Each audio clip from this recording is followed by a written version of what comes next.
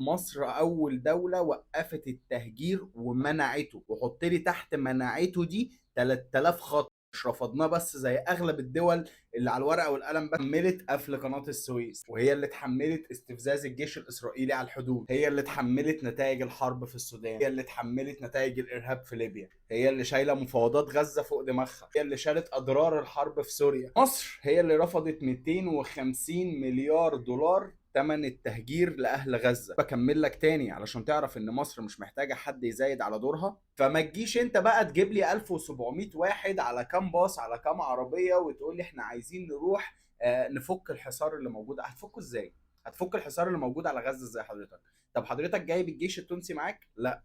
طب جايب الجيش الجزائري معاك؟ لا. طب جايب الجيش المغربي معاك؟ لا. طب حضرتك يعني فيكوا ناس مقاتلين؟ لا. طب حضرتك فيكوا ناس يعني هتتبرع لوجه الله وهتخش تفرغ نفسها؟ لا. طب حضرتك جايب تصريحات من بلدك؟ برضو لا. امال انت جاي تعمل ايه؟ انا جاي اروح اقف عند القطاع واخد كام صوره سيلفي واتصور، وبعدين ارمي نفسي في الارض بقى واقول بصوا مصر مش عايزه تدخلنا القطاع، شايفين مصر، شايفين بصوا يا دول العالم مصر بتعمل ايه؟ مصر حاطه ايديها مع اسرائيل يدا بيد. 1700 بقى بني ادم اللي هيدخلوا مصر ويروحوا يقفوا عند القطاع دول، انتوا ضامنين ان هم يرجعوا بلادهم تاني 1700؟ لا. طيب انتوا ضامنين مين اللي جوه ال 1700؟ برضه لا. طب انتوا ضامنين ال 1700 دول ما فيهمش جواسيس؟ برضه لا. طب معاهم ايه في العربيات دي؟